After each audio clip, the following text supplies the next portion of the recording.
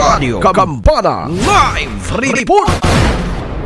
Nagapahinugdom ang nagunang magbalantay sa Archdiocese sa Bisaya nga sulat pastoral sa Pasko nga pangayoon ang grasya sa pagpaubos ngadto sa Ginoo ug panginunguhaon nga mapuyan kini.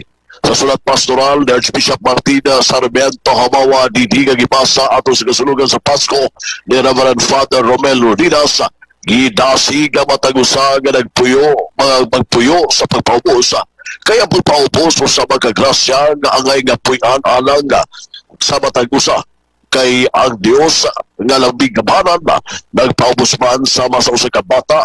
Ang Dios nga labing gamanan nagpaubos sama sa ka bata nga gamay alang grato. Diso sa mga paagi gitawag kita nga una pag-ila sa pagakos sa atong kaugalingon nga mga kaubos kagamay ug mga kahuyangon na. Kinihagit usab sa pagkaplag sa mga pasanag magbalantay sa mga gagmay o mga ordinaryo nga mga butang sa matang kinabuhi nga gibaliwala lamang apan importante kayo kini. Ikatulo ang mga giagat usab ang matagusa sa pagtabang sa mga gagmay diha sa katiligban sama sa mga kabus, mga inikawan o mga dinawdaog, mga tigulang o uban pa. Busa may dugtadon na nga mapuyal ang grasya sa pagpaubos sumapa sa nagunang magbalantay ug pagayon kini ngadto sa langit nung amahan. Labi na ini pag sa ulog sa pagpagayon sa Pasko ug sa bag-ong tuig. Ano ato payag sa nagunang magbalantay sa Archdiocese sa Osabi sa sulat pastoral pinagi ni Reverend Father Romel Rodinas ato sa kasulugan sa Pasko. Pangayua kining Pasko ang grasya sa pagpaubos o paninguhaa pag-ayo ang pagpuyo niini.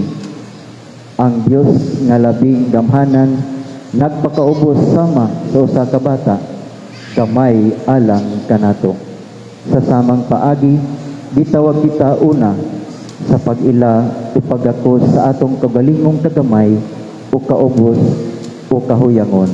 Ikaduha, gihagit usab kita sa pagkaplag pag-usab o paghatag og dili sa mga gagmay o ordinaryong butang sa atong kinabuhi nga daw gibaliwala lang nato apan importante di ay.